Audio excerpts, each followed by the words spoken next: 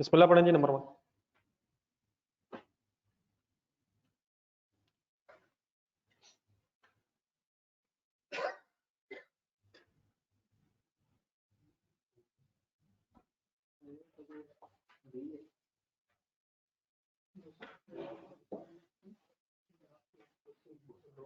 ये मेरा first page पे लिखा हुआ, ये जरा बुक साथ साथ रखें, जहाँ जहाँ लिखा वो भी बताते हैं पेजेस, ताकि इसी बहाने जरा थोड़ी सी रिवीजन हो जाए।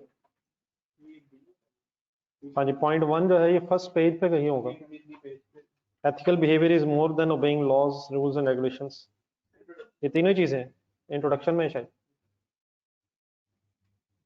ऐसे ही मिल गया।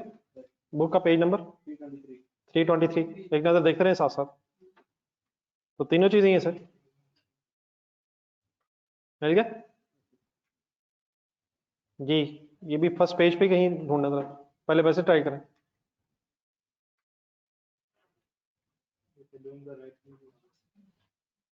Question number 2।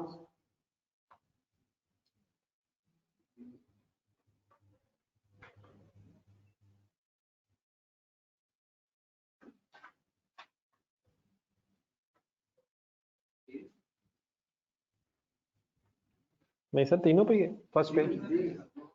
Chartered accountant in practice हो, बिजनेस में हो, स्टूडेंट्स हो, स्टूडेंट मेंबर्स पे भी एप्लीकेबल है। देखिए जरा फर्स्ट पेज है ये भी, एथिक्स का फर्स्ट पेज, तीनों ही है। Ethics, code of ethics is applicable to, क्या ऑप्शन बनी?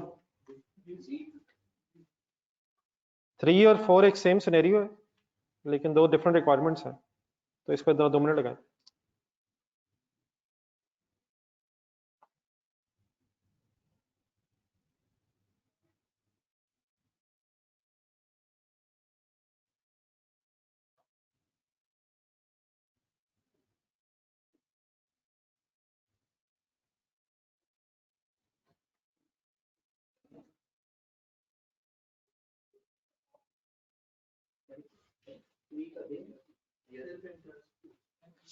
ठीक, 4 करें।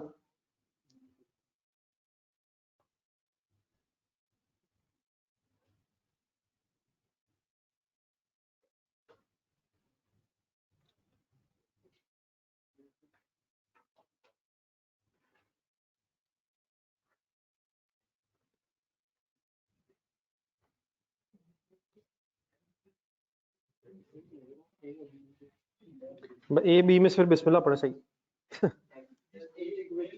वैसे ज्यादा ईमानदारी वाली बहस है, ऑब्जेक्टिविटी, ईमानदारी उसकी मुतासिर हो सकती है।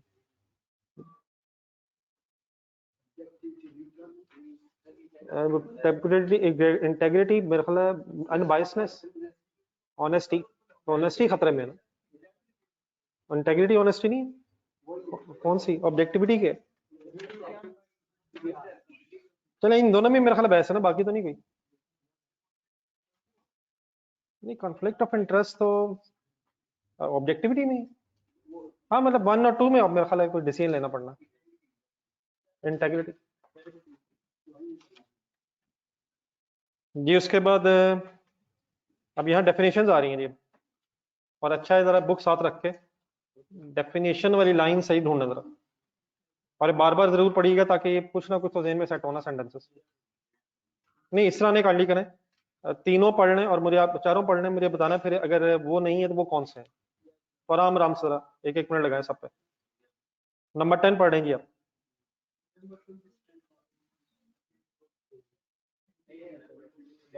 नहीं, ए तो ठीक है, बी के है पूरा पढ़ के, सी क्या है पूरा पढ़ के,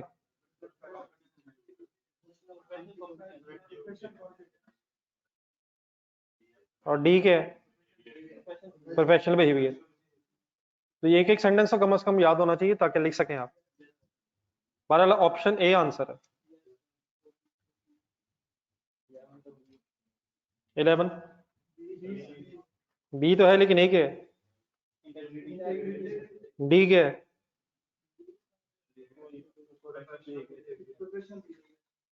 सी क्या है,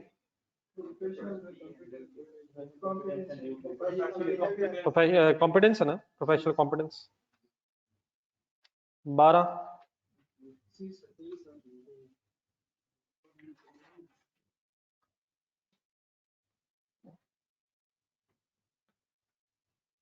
जी प्रोफेशनल बिहेवियर 13,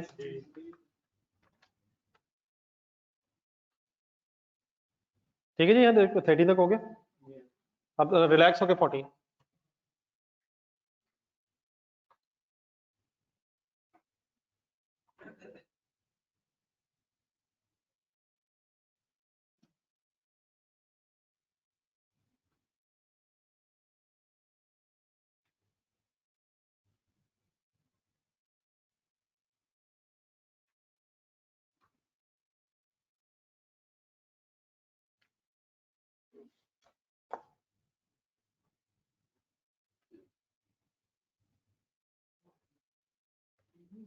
ये वैसे है क्या? हाँ जी, सेफ गार्ड्स हैं ये। तो सेफ गार्ड ढूंढे जरा, पढ़े जरा सेफ गार्ड्स ढूंढ के। सेफ गार्ड्स की हेडिंग बल्कि क्या थी? Addressing information that is misleading, that might be misleading.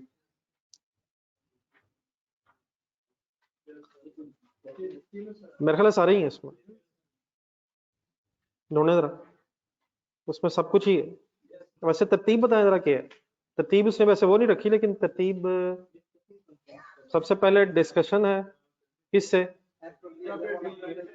उसमें अप्रोप्रिएट में कौन कौन है, सुपीरियर, दोस्त charge with governance, audit committee वगैरह भी है मेरे ख्याल, ऐसे ही।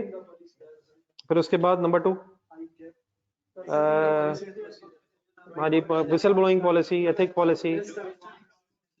उसके बाद रिलेवेंट प्रोफेशनल बॉडी के बाद, हाँ उसी में लीगल एडवाइस भी शायद है, लीगल एडवाइजर है, इंटरनल एक्सटर्नल ऑडिटर है, रेलिवेंट प्रोफेशनल बॉडी है। नहीं नहीं, उससे पहले और एक और भी है। फिर वो एक स्टेटमेंट दे कि मैं इसके साथ नहीं हूँ। हाँ, shall not be shall refuse to remain associated। फिर आखिर में है, तो मेन सोसाइटी सारे हैं, ठीक है। तो इसका आंसर डी बनेगा शायद। अब 16, आराम से पूरा पढ़ के सेंटेंस, ठीक है। इसका ताज़ा ताज़ा पढ़ा हुआ है, लेकिन ताज़ा ताज़ा पढ़ के जरा सेंटेंस तो थोड़ा सा याद होना।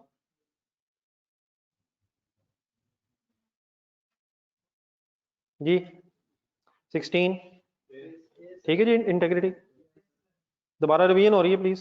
17,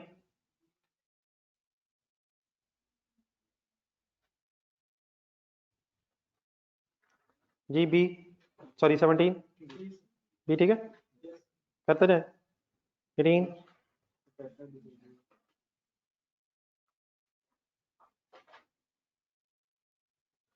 ठीक है, 18 का सी। अब 19 से जरा वो थ्रेट्स आ रही हैं, करें बिस्मिल्लाह।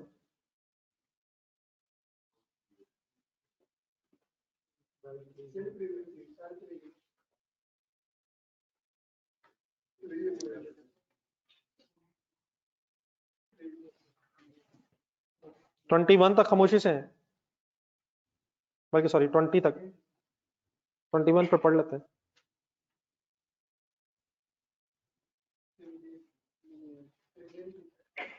ठीक है, because of a close relationship member become too sympathetic, ठीक है डी।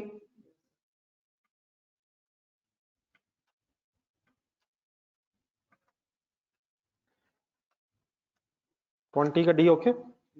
चलिए 21 में एक सिनेरियो आ रहा है, लगाएं जरा 2 मिनट।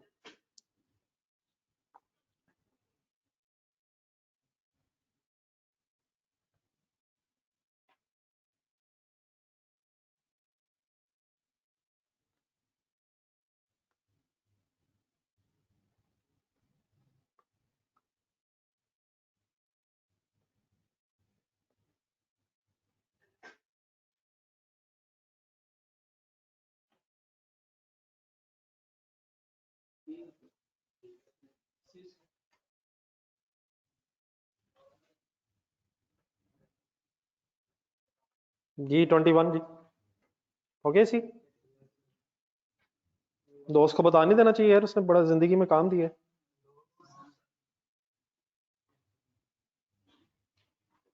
आपका बेस्ट फ्रेंड है यार। नहीं, वैसे उसकी हेल्प कर सकते हैं यार, जरूरी थोड़ी कि बेईमानी मार के किसी की हेल्प करनी। अपनी जेब को पहले देखें ना, अगर आपकी जेब हेल्प कर सकती है तो क्यों पंगे लेते हैं, और अगर नहीं कर सकते तो फिर उसे कहें यार। नहीं, लेकिन अगर नहीं कर सकते वाकई कि जिंदगी इसी तरह ही है यार, अल्लाह मालिक है, अब आपके लिए दो नंबरी करता भी इतना अच्छा नहीं लगता। नहीं सर, ये दो नंबरी है सर, ये दो नंबरी है सर, आई कैप की किताब कहती है दो नंबरी है।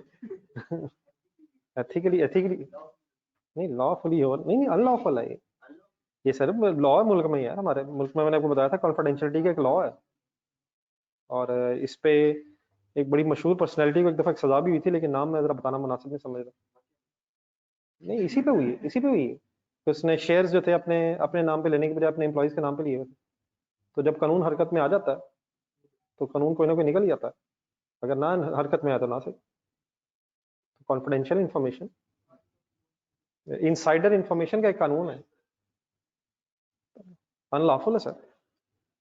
और मुल्क का लॉ ओबे करना सही है, मतलब रेड लाइट तोड़ना कौन सा कुरान में लिखा है कि मना, ये नहीं कह सकते हम, ये कह सकते हैं कुरान में किसी का हक नहीं मारना चाहिए, तो अगर लाल बत्ती है तो हक आपका नहीं है, जिसकी ग्रीन लाइट है हक उसका। तो अगर आप अपना बीच में पंगा ले लें तो ये नहीं हम कह सकते कि वो तो कुरान में कहाँ लिखा कि लाल बत्ती की पाबंदी करें, वो हमारा हक नहीं बनता। वन वे की खिलाफ वर्जी करें, कुरान में तो नहीं लिखा हुआ, हमारा हक नहीं वहाँ, किसी और का रास्ता। ऐसी ही है, हर वो चीज़ जो यहाँ डिस्टर्ब करती है वो गलत है।